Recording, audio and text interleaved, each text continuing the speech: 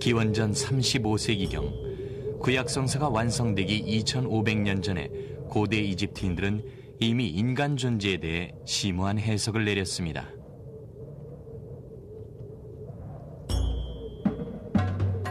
모든 사회는 인생 최대의 미스터리인 죽음과 싸웠죠. 그러나 고대 이집트인들처럼 솔직하게 또 경외심을 바탕으로 죽음의 의식을 치른 사회는 없었습니다. 그들에게 죽음은 사후 세계로 가는 관문이었습니다. 나일강이 범람했다 물이 빠지고 씨를 뿌리고 수확하는 것처럼 사람은 살다가 죽는 것이었으며 준비를 제대로 한다면 사후 세계로 떠나는 여행을 하는데 아무런 문제가 없었죠.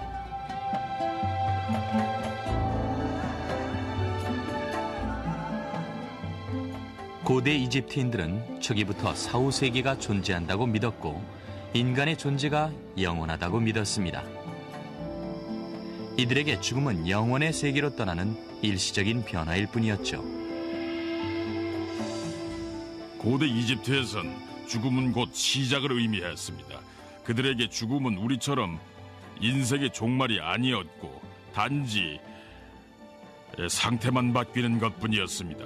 고대 이집트인들은 그들의 삶이 영원하다고 믿었고 그들의 영혼과 생명력, 인격은 죽음이라고 하는 상징적인 사건을 초월하여 내세로 들어간다고 믿었습니다.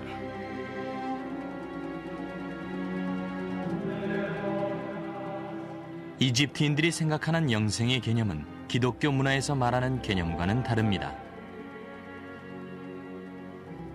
이집트인들은 기독교에서처럼 죽으면 천국으로 간다는 식의 더 나은 삶을 바라지 않았습니다. 단지 지구에서 영위했던 삶이 계속되기만을 바랬죠. 이집트 사회의 거대한 에너지가 죽음을 둘러싼 의식에 집중됐습니다. 그러나 고대 이집트의 의식을 연구하는 고고학자들은 이집트인들의 죽음 의식뿐만 아니라 그들이 어떻게 살았는지 또한 알고 싶어 합니다.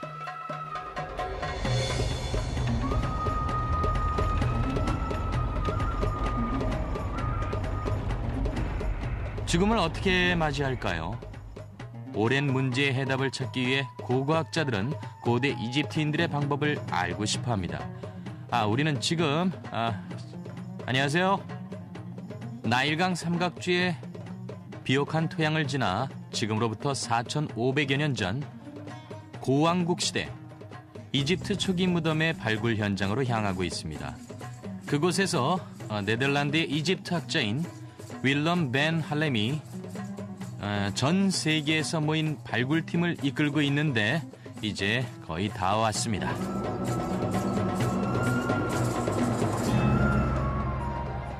이집트 대부분의 지역은 사막인데 사막에 묻힌 고대 이집트인의 시신들은 수천 년 동안 손상되지 않았습니다.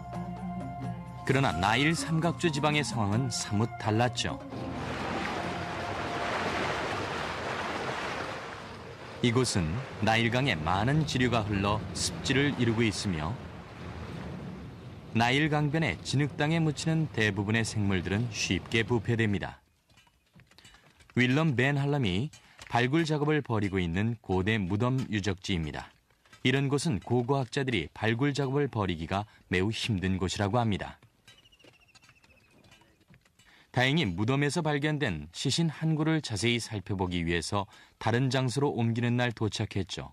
윌럼은 인간 골격 전문가인 러시아의 알렉세이 코우를 소개해 주었습니다. 뭐 좀 알아낸 게 있어요? 남자의 골격인가요? 네. 우리 생각엔 25세에서 35세쯤 된 남자의 것인데 병을 앓거나 한 흔적은 특별히 찾아볼 수 없었습니다. 건강한 사람의 것이네요. 네, 아주 건강합니다. 여기가 다리고 이게 골반인가요? 네, 다리, 골반, 그리고 여기가 팔이죠. 갈비뼈예요? 네, 맞습니다. 이게 두개골이군요. 네, 그래요. 이게 두개골이고 턱이 여기 있어요. 이게 이빨이고 이게 목걸이죠. 얼마나 오래된 겁니까? 대략 기원전 2000년에서 2500년 사이의 것이니까 4000년에서 4500여 년 전의 것이죠. 아무렇게나 묻은 것 같아도 여기 있는 장례 용구들을 보면 고대 이집트 초기부터 죽은 사람이 간다고 하는 4, 5세기에 대한 믿음이 강했나 보네요. 네, 물론이죠. 여기엔 음식 같은 걸 담아뒀을 거예요. 다른 무덤에서 발견된 단지에는 생선 가시가 담겨 있었는데 소금에 절이든지 해서 오랫동안 보관할 수 있게 했겠죠. 그렇다면 오늘 이 뼈들과 항아리를 꺼낼 건가요? 예. 원한다면 저기 있는 목걸이를 직접 꺼내보세요. 고맙습니다. 이집트인들은 4, 5세기에 대한 준비를 철저히 했습니다. 이 남자는 목걸이를 하고 내세로 떠났죠. 돌구슬은 더 자세한 연구를 하기 위해 따로 보관됩니다. 이제 이것들을 어떻게 차례대로 보관하죠? 저 사이에 작은 것이 하나 더 있으니까 이것은 3번으로 하고 필름통에 넣어 번호를 적어둡니다. 스케치를 해두었다가 정확한 순서대로 다시 짜맞출 거예요. 필름통이 수천 개는 되겠네요. 작은 샘플을 담아두기엔 필름통이 그만이죠. 벤 할럼 박사 연구팀이 4,000년이나 된 시신을 연구했지만 아직 밝혀지지 않은 점이 많습니다. 이름은 무엇이고 직업은 어떤 것이었으며 가족은 있었는지 하는 점들이죠. 한 가지 분명한 것은 이 시신의 주인공이 죽은 뒤에 영생을 찾고자 했다는 사실입니다. 그러나 살아있는 세계에서 죽은 자들의 영원한 세계로 가는 건 누구나 다 되는 게 아니었습니다. 도덕적인 삶을 살았던 사람이 매개자 역할을 하는 복잡한 의식이 성공적으로 이루어졌을 때에만 가능했고 사후세계로 가는데 뒤따르는 위험에도 대비해야 했죠. 이집트인들이 지하세계라고 말하는 곳에 사후세계에 출입문이 있었으며 오시리스 신이 거대한 불가사의의 세계를 관장했습니다.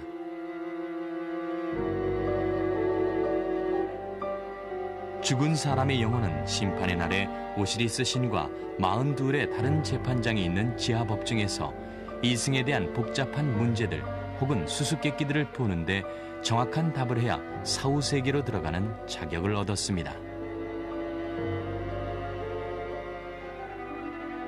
이집트인들은 사후세계로 들어가기 전에 도덕적이고 종교적인 의식을 통과해야 했어요. 도덕성과 윤리의식을 판단할 재판장도 있었습니다. 무사히 의식을 통과해야 사후세계에서 신비한 힘을 얻고 사후세계에 존재하는 많은 위험들을 극복할 수 있었습니다. 그 중에서 가장 중요한 것은 심장의 무게재기 의식이었습니다. 죽은 자의 심장과 깃털의 무게를 재는 것이었는데 심장과 깃털이 균형을 이루어야 사후세계로 들어갈 수 있었죠.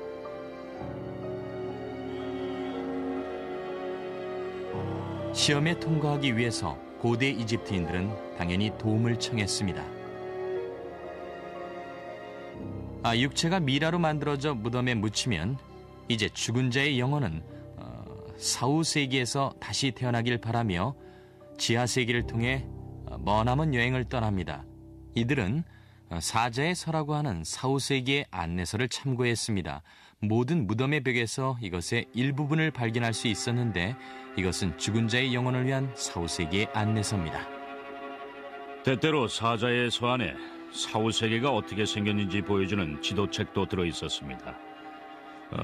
사후세계로 들어가는 길을 묘사하기도 했는데 이건 아주 중요합니다.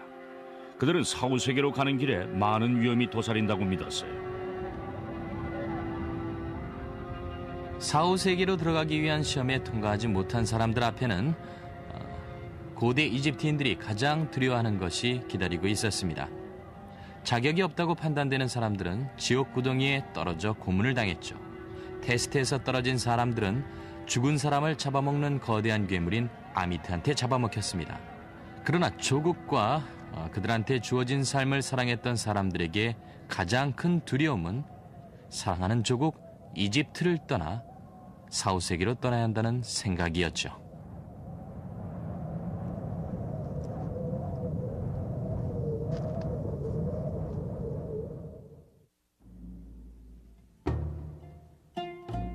그의 이름은 마자헤르테, 군 장성이자 아몬레신을 모시는 고위 성직자였으며 파라오 페네젬 1세의 아들이었죠. 그는 심한 두통으로 고생했습니다.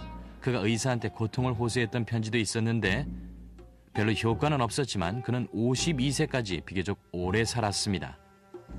그러나 그의 인생에 대해 알려진 많은 얘기에도 불구하고 박물관을 찾는 사람에게 그는 단지 미라일 뿐입니다. 그리스 로마인들에서부터 헐리우드의 시나리오 작가에 이르는 모든 사람들은 이집트 미라에 많은 관심을 보였죠.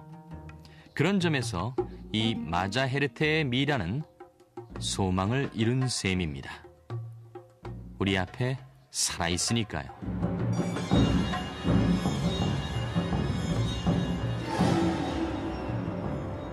미라에 대한 세계인들의 관심은 최근의 현상이 아닙니다.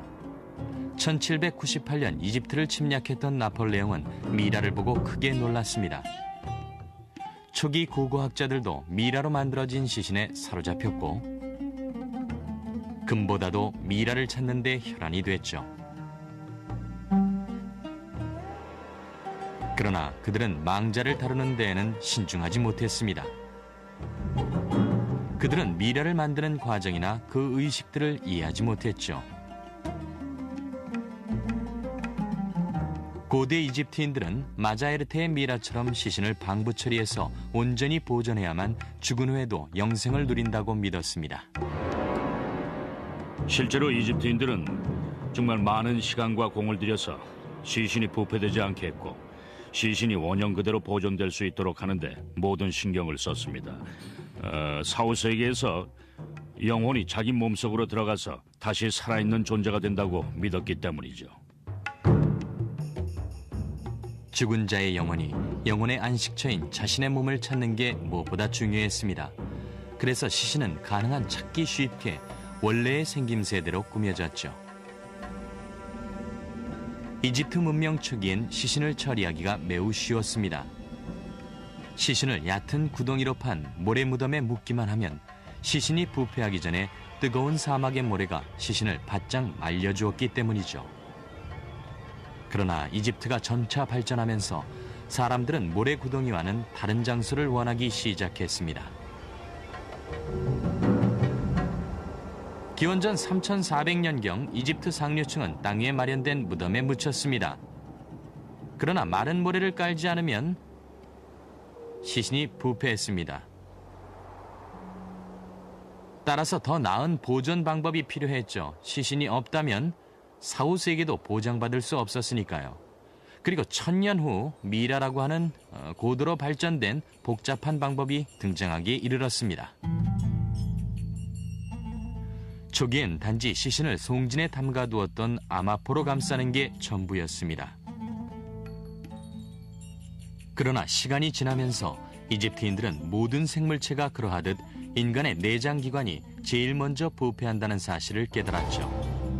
기원전 2600년경 제4대 왕조 때부터 이집트인들은 내장을 드러내기 시작했고 비로소 완벽한 미라가 탄생했습니다. 시신 처리 과정은 날로 발전하여 굉장히 복잡해졌으며 기원전 1500년경 신왕국 시대의 전성기를 맞이했습니다. 미라로 만들기 위해서 먼저 내장을 드러냈고 콧구멍으로 뇌를 조금씩 꺼낸 뒤 옆구리를 조금 절개해서 위, 허파, 간을 비롯한 내장을 드러냅니다. 각각의 내장은 특별히 제작된 카노프스 단지에 보관되는데 이것들은 미라 근처에 묻힙니다. 영혼이 자기 걸 쉽게 찾게 하기 위해서였죠.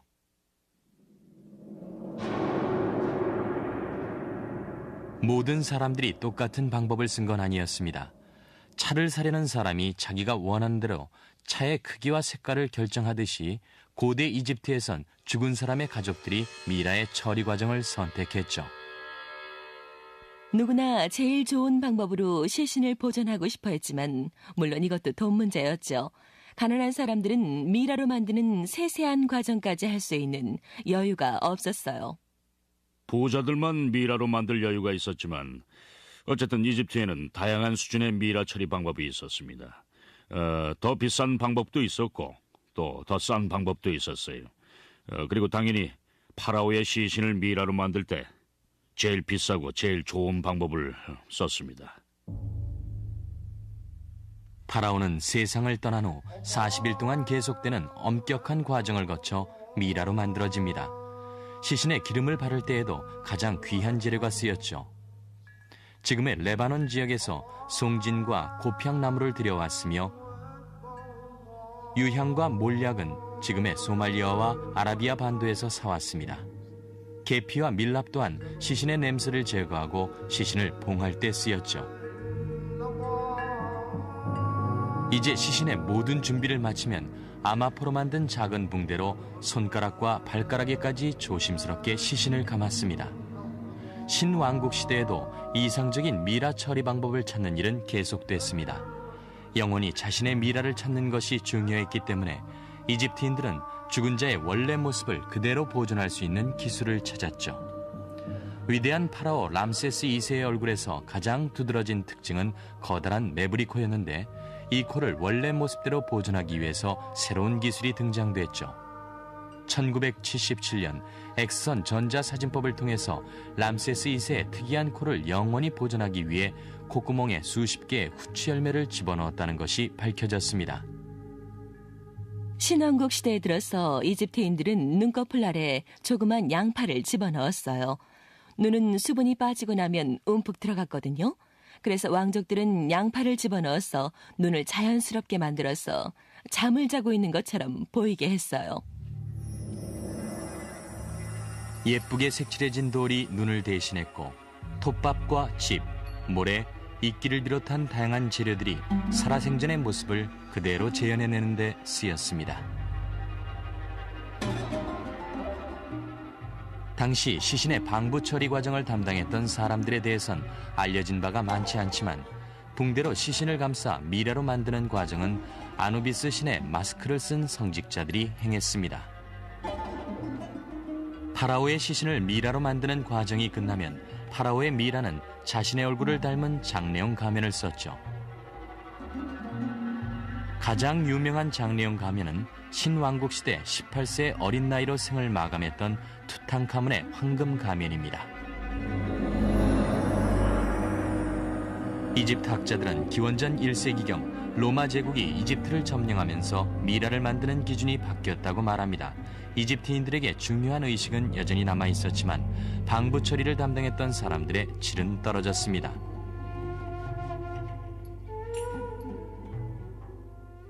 가끔 거의 완벽하게 그대로 남아있는 미라의 붕대를 벗겨보면 여러 시신의 일부분을 갖다 붙여놓은 걸 종종 볼 수가 있습니다. 그런 상태에서 가족들한테 누구누구의 시신이라고 확인만 받고 무덤에 묻혔던 겁니다. 종종 대충 얼버무리는 식으로 미라 만드는 작업이 소홀해졌다는 것을 알 수 있습니다. 그러나 미라가 죽은 사람과 닮아야 한다는 믿음은 변하지 않았습니다. 죽은 자들의 아름다운 초상화가 미라의 얼굴 위에 놓여졌습니다. 스타일은 로마인처럼 보이지만 분명 이집트인들의 얼굴이었죠. 그들은 신들과 함께 영생을 누리는 희망이 이루어지길 바라며 수세기 동안 묻혀 있었습니다.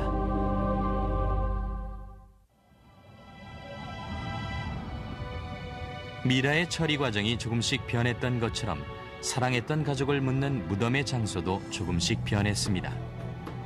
초기 이집트인들은 모래에 시신을 묻었습니다. 최초의 파라오가 등장했을 무렵 죽음과 사후세계에 대한 개념은 더욱 복잡해졌고 이집트인들은 시신을 묻는 더 나은 방법들을 찾기 시작했죠. 기원전 3000년경 이집트인들의 매장 방법이 변하기 시작했습니다. 사막에 구덩이를 파서 묻는 것만으로는 충분하지 않았으며 죽은 자를 위한 영원한 안식처가 필요했죠. 사후세계로 떠나는 오랜 여행에 필요한 모든 것들, 예를 들어 가는 도중에 먹을 음식이나 재물을 넣을 수 있는 넓은 공간이 필요했던 것입니다. 이제 무덤의 형태는 오늘날 마스타바라고 알려진 것으로 발전했습니다. 돌과 벽돌로 만들어진 직사각형 구조의 방이 하나 있는 것으로 마스타바로 된 여러 개의 무덤이 모여 죽은 자들의 도시를 이루었죠. 장례 절차가 점점 복잡해지면서 마스타바도 점차 복잡한 구조를 띠었습니다. 이집트인들은 고인을 기리고 고인의 이름을 많이 불러줘야 고인이 영생을 누린다고 믿었습니다. 그래서 마스타바에 방이 더 생겼고 그곳에서 가족들과 친지들이 모여 고인을 기리고 고인의 이름을 불러주었습니다. 죽은 자의 영혼이 휴식을 취하고 음식을 섭취하기 위해 시신으로 되돌아온다고 믿었던 이집트인들은 마스타바에 고인이 먹을 음식과 물, 심지어 와인까지 저장해 두었습니다. 수백 개의 마스타바가 기자고원에 세워졌습니다. 이 주변은 고위 공직자들이나 파라오의 왕실 수행원들이 묻힌 곳이죠. 여기에 있는 대부분의 무덤들은 1930년대에 발굴됐죠. 하워드 대학의 앤 로스 박사가 이끄는 발굴팀이 이곳에서 발굴 작업을 벌이고 있습니다. 그들은 잊혀진 무덤을 발견해서 이집트 고왕국 시대의 장례 절차를 연구하려고 합니다. 지금 제가 앉아있는 마스타바 무덤은 고왕국 시대에 지어진 것인데 그전에는 죽은 자의 시신을 덮는 봉긋한 무덤이 고작이었죠. 1930년대 말에 발굴된 현장에 다시 와서 무덤을 일일이 다시 살펴보고 있는데 마스타바를 지은 사람들과 무덤의 소유자들, 성직자로 일했던 사람들, 여길 방문했던 여행객들의 발자취를 더듬어보고 장례의식을 알아보고 있습니다. 여기가 다시 발굴 작업을 벌이고 있는 마스타바인가요? 아니요, 저쪽이에요. 브래드가 며칠 동안 여기서 마스타바가 무너진 자리를 치웠고 윗부분을 치우자마자 방 2개를 발견했어요. 마스타바를 받치는 기둥이 없는 걸로 봐서 시신을 먼저 묻은 후에 그 위에 마스타바를 지은 것 같아요. 아, 이거 참 바쁘시네요. 네, 그래요. 뭘 발견했습니까? 처음 발굴했을 때 매장실 맨 위에 두개골이 보였는데요. 여기에 매장된 시신의 것이었죠. 18쯤 되는 젊은 여자의 것이 거의 확실해요. 그런데 아직 유골 발굴 작업이 완전히 끝나지 않아서 좀 더 두고 봐야겠습니다. 이 매장실은 무덤에 있는 2개의 매장실 중에 하나예요. 먼저 발견된 매장실 기둥을 찾다가 우연히 발견했죠. 이제 이걸 드러내도 되죠? 네, 이 시신은 일부분만 발견됐는데 저쪽에 있는 매장실에선 완전한 시신을 찾을 수가 있을 거예요. 이거 참 특이한데 한번 볼까요? 앨리슨, 시신 또 찾았어요.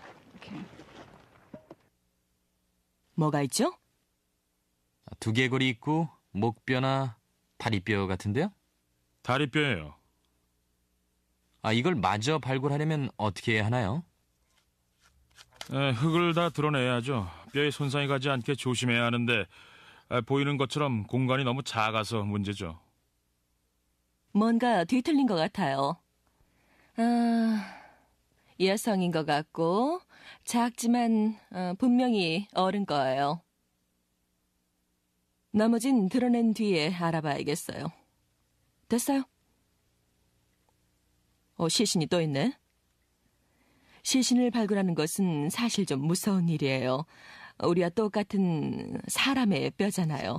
그래서 발굴할 때도 굉장히 조심스럽죠. 2 손을 머리 밑에 두고 베개를 비고 이렇게 쉬는 듯한 자세로 누워있던 시신을 발견했는데 순간적으로 이 무덤에 묻힌 고대의 사람들과 어떤 인연이 있었던 것 같은 그런 느낌이 들었어요. 이것은 4,400년 전에 죽은 여자의 두개골입니다. 나이가 30에서 39 사이인데 35쯤 됐을 거예요. 그 나이에 죽는 건 드문 일이 아니었는데 한 가지 흥미로운 건 이 여자가 치아 농양을 알았다는 점이죠. 여기를 잘 보세요. 왼쪽 첫 번째 어금니에 구멍 2개가 나 있는 게 보이죠? 아마 굉장히 고통스러웠을 테고 치아 농양을 치료받지 못해서 죽었을 수도 있어요. 이집트인들은 치아 마모가 굉장히 심했어요. 돌맷돌에 나다를 갈아서 먹었는데 그래서 밀가루에 돌가루가 많이 섞여 있었죠. 또 주위에 먼지도 많았고 평생 그렇게 빻은 밀가루로 만든 빵을 먹는 것은 사포를 먹는 것과 같습니다. 발굴 작업을 통해서 앤로스는 고대인들에게 그들이 그토록 원하던 영생의 길을 열어줄지도 모릅니다. 고대인들의 삶을 사람들한테 알리면 그들은 그만큼 더 오래 사는 거예요. 이집트인들은 사람들이 자기 얘기를 하는 것도 영혼의 일부라고 믿었으니까요. 그들과 인간적인 연을 맺고 유고를 마구 파헤친 것에 대해 조금이나마 속죄하고 싶어요. 기자고원의 마스타바에서 발굴된 유골은 이집트 보통 사람들의 것입니다. 그러나 파라오한테도 예외 없이 죽음은 찾아옵니다. 이집트인들은 왕이 죽으면 태양신 라와 함께 하늘에서 배를 타고 다니며 영원히 태양을 실어 나른다고 믿었습니다.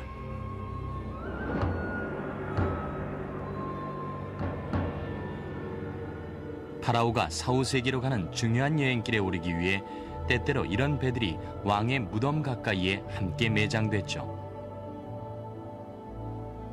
언뜻 보기에 이곳은 왕의 함대는 고사하고 배 한 척도 있을 만한 곳이 아닙니다.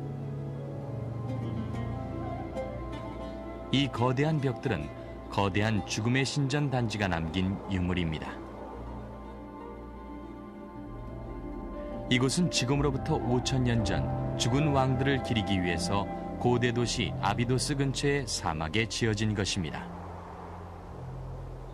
1991년 미국 뉴욕 대학의 오코노 교수가 고고학 역사상 처음으로 이곳에서 놀라운 발견을 이룩했습니다. 거대한 벽들 너머로 수많은 배들이 묻혀 있었죠. 이곳에 도착했을 때에도 새로운 발굴 작업이 진행 중이었습니다. 발굴팀을 이끌고 있는 매튜 아담스가 고대 파라오의 배를 처음 발견했을 당시의 상황을 설명해 주었죠. 발굴 초기에 좀 이상하다 싶었습니다. 사막 한가운데 벽처럼 삐죽하게 솟아 있었어요. 자, 보여드릴게요. 아, 저것이군요. 처음엔 무슨 건축물의 유적지인 줄 알았어요. 여기 진흙벽에 원래 발라있던 회반죽도 약간 남아있습니다. 근데 이쪽 끝 모양이 좀 특이했습니다. 여기서부터 저쪽 끝까지 곡선 모양이었죠. 여기가 어떤 곳이죠? 이 나지막한 벽들은 나무로 만든 배를 보관해두려고 만들어 놓은 겁니다. 기다란 배를 여기에 두고 바깥에 벽돌을 쌓아 올린 거죠. 먼저 각각의 모든 배 안에다 벽돌을 가득 채운 다음에 전체를 하얀 회반죽으로 덧발라 버린 겁니다. 아, 지금 이 안에 들어있나요? 이 안에 나무배가 있습니다. 근데 저 돌덩이는 뭐죠? 배를 제자리에 영원히 정박시켜 놓는다는 의미로 닻을 상징하는 것으로 생각합니다. 아, 굉장하네요. 여기 있는 것이 나무배를 감싼 것이라면 그럼 여기가 뱃머리예요? 꼬리예요? 어느 쪽이 뱃머리인지는 확실히 모르죠. 형태가 아주 선명한데요? 그렇습니다. 길이가 얼마나 되죠? 가장 긴 건 거의 30m 정도 되고요. 폭이 3m나 됩니다. 30m요? 야, 정말 엄청나군요. 예, 대단한 솜씨죠. 나무배를 덮고 있던 수천 톤의 모래를 채우는 일은 보통 일이 아니었죠. 발라져 있던 회반죽을 조심스레 드러내고 배의 원래 모습이 어떠했는지 짐작할 수 있었습니다.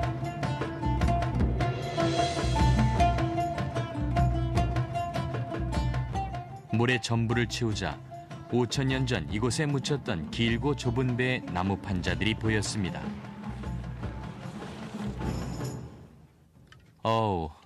세상에. 여기 배의 실제 길이만한 세로로 긴 널빤지들이 많이 있습니다. 이 둘 사이의 틈 보이시죠? 여기요. 이 부분은 꽤 두꺼운데요? 예, 맞아요. 두께가 7, 8cm 정도 되는데 아직 발굴된 게 많지 않아서 정확한 길이는 알 수가 없습니다. 무슨 나무죠? 지금의 레바논에서 들여온 삼나무예요. 수천 킬로미터 떨어진? 예, 그러면 배의 바닥이 여기고 선체가 이렇게 생겼어요? 근데 이건 뭐죠? 이게 원래 선체를 이루던 나무의 일부입니다. 이게. 이 구멍은 벌레 먹은 건가요? 아니요, 이건 배를 만들 때 일부러 만든 구멍이죠. 밧줄로 나무 판자를 연결해서 붙이려고요. 자, 보시면은 여기도 있고요. 그리고 여기도 있고 또 여기도 있습니다. 데보라, 거기서 뭐해요? 나무에 뭘 뿌리는 거죠? 나무판이 발견되면 그 즉시 아크릴로 된 합성 수지를 발라줍니다.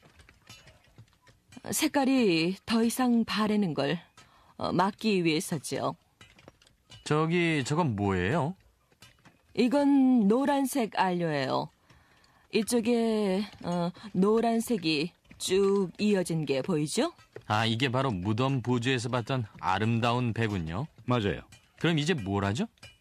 나무를 손본 다음에 이제 하나하나 전부 분해해서 세부 작업을 할 겁니다. 배가 12척인데요. 예, 맞아요.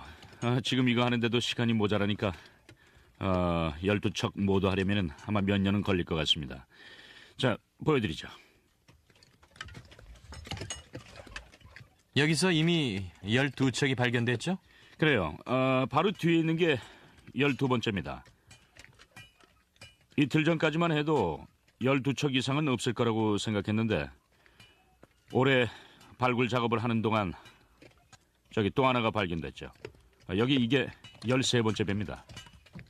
이런 사막에 수백 척의 배가 있을 수도 있겠군요. 예, 가능한 일이죠. 여기가 고대의 정박지였어요? 사막에 왕실 함대가 있었던 거죠.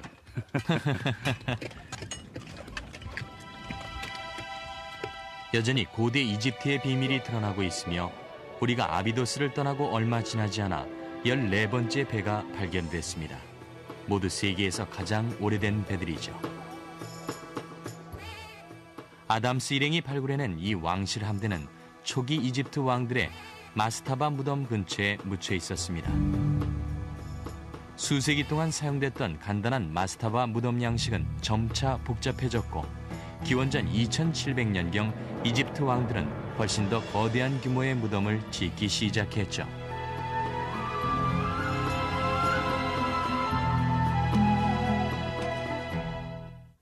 수세기 동안 죽음을 맞이한 자들은 마스타바 무덤으로 만족했습니다. 그러나 고왕국이 번창하면서 이집트는 전성기를 맞이했고 파라오들은 다른 걸 원했습니다. 그냥 무덤이 아닌 그들의 위대함을 알릴 수 있는 걸작품을 원했죠.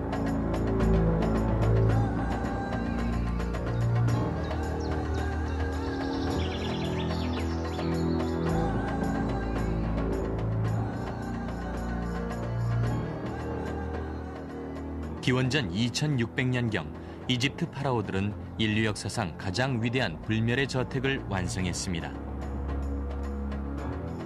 대피라미드는 무게가 2.5톤이 넘는 250만 개의 거대한 석회암 블럭으로 만들어졌습니다. 고왕국 시대에 시작된 피라미드는 900년 이상 파라오들의 마지막 쉼터였습니다. 그러나 이 거대한 무덤을 짓는데 너무나 많은 자원이 낭비됐습니다. 작은 피라미드 하나에도 이집트 경제가 휘청거렸죠. 그러나 거대한 피라미드의 깊숙한 곳에 묻혔다 해도 파라오의 무덤은 도굴꾼들로부터 안전한 곳이 못 됐습니다. 고왕국 시대 말 이집트 파라오들은 사후세계로 떠나는 오랜 고달픈 여행길에서 안심하고 쉴 수 있는 다른 장소를 찾기 시작했습니다. 기원전 1570년경 신왕국 시대로 접어들면서 종교의식의 변화가 생겼고 마스타바나 심지어 거대한 피라미드도 도굴꾼들로부터 안전하지 않다는 것이 분명해졌습니다. 따라서 이집트 파라오들은 더 안전하고 확실한 장소를 찾기 시작했죠. 그들은 테베에서 멀지 않은 척박한 계곡을 택했고 파라오의 시신들은 이곳에서 사후세계로 가는 여행을 시작했습니다. 오늘날 왕들의 계곡으로 알려진 것이죠.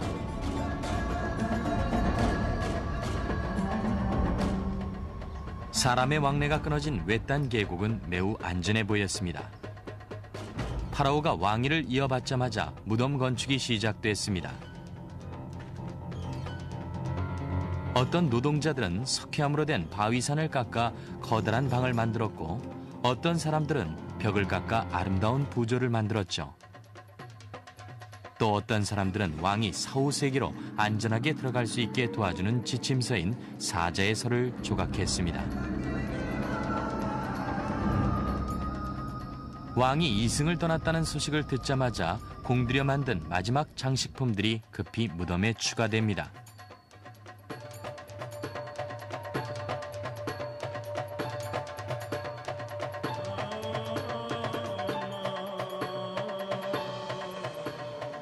파라오의 미라는 배를 타고 나일강을 건넜고 그 뒤를 따라온 많은 성직자들과 조객들이 보는 가운데 관은 천천히 먼지투성이의 계곡을 지나 왕들의 계곡의 무덤으로 옮겨졌습니다.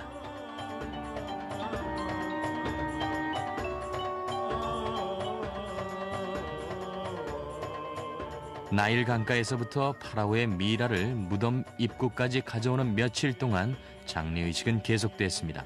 파라오가 세상을 떠난 날부터 파라오의 시신을 맞을 준비로 분주했던 이곳에서 마침내 마지막 의식이 시작됐습니다. 향냄새가 공기를 가득 메웠고 구슬픈 곡소리가 끊이지 않았죠. 성직자들이 장례행렬을 이끌었고 비탄에 잠긴 왕족들이 뒤를 따랐습니다.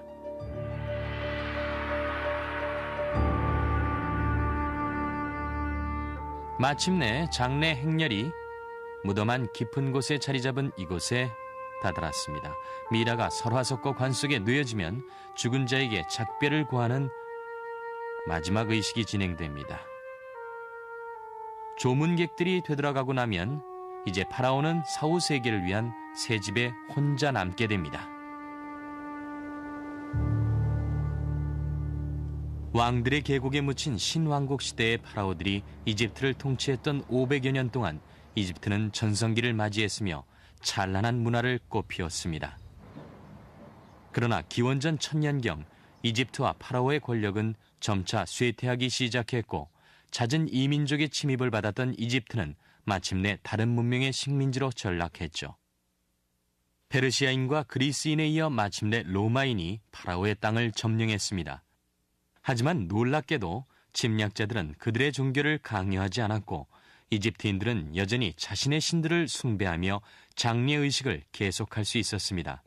이것은 최근의 발견으로 밝혀진 사실입니다.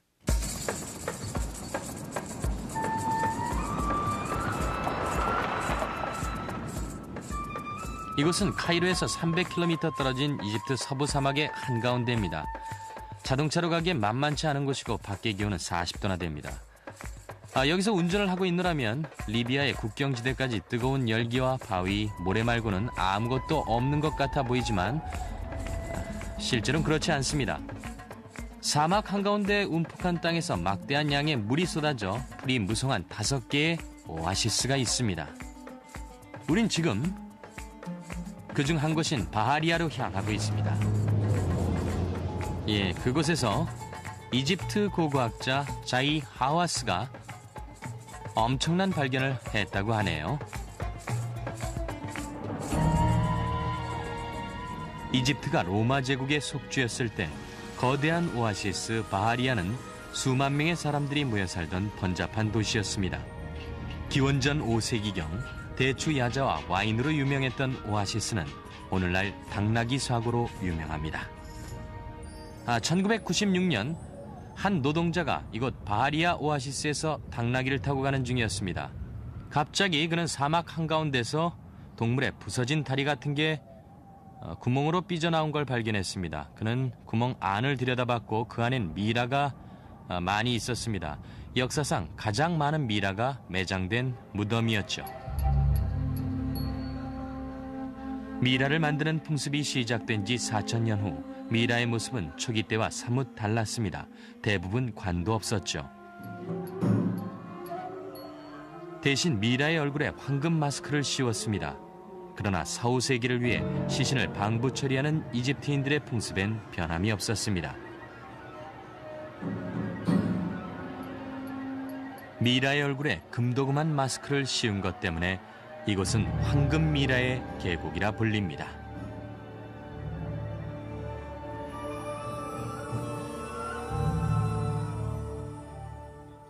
이곳의 발굴 책임자인 자이 하와스 박사가 지금까지 이루어진 발굴 작업에 대해 설명해 주었습니다.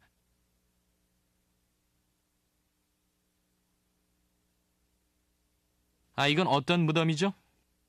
황금 가면의 계곡에서 가장 최근에 발견된 무덤인데요.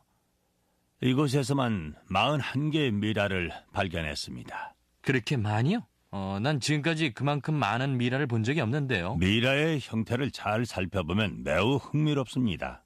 3가지 서로 다른 형태의 미라를 볼 수 있는데 얼굴 부분이 황금 마스크로 덮여 있는 것들도 있고 또 어떤 건 그냥 아마포로만 감겨 있는 것도 있습니다. 정말 아름답네요. 네, 그래요.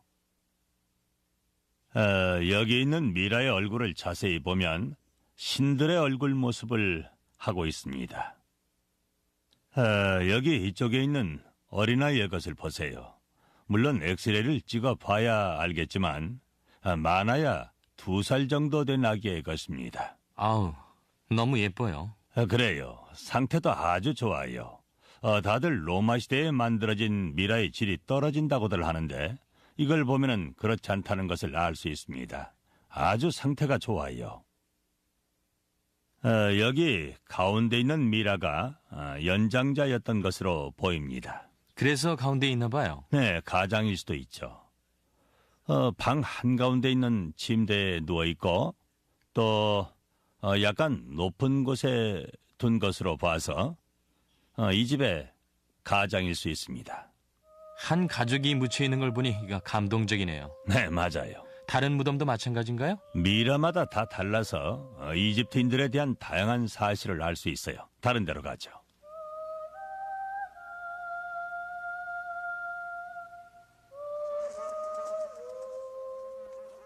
이것은 다른 무덤이네요. 예, 지금까지 발견한 미라가 어느 정도죠? 모든 무덤에서 미라를 발견했는데 총 207개나 됩니다. 자, 여기 좀 보세요. 이 미라의 얼굴엔 눈동자를 그려놨어요. 정말 근사하네요. 네, 금도금을 해서 정말 아름답죠. 이 사람은 굉장히 부자였겠죠? 네, 물론이죠. 미라의 금장식이 들어간 것은 모두 부자들의 것이라고 보면 틀림없습니다. 이건 그냥 회반죽이네요. 예, 맞아요. 그런데 이건 결혼하기 전에 죽은 신부의 것 같아요. 그렇군요. 가족들이 입술도 발라주고 또 볼터치도 해준 겁니다. 4, 5세기에서라도 결혼할 수 있도록 말이죠. 이런 무덤이 얼마나 더 발견될까요?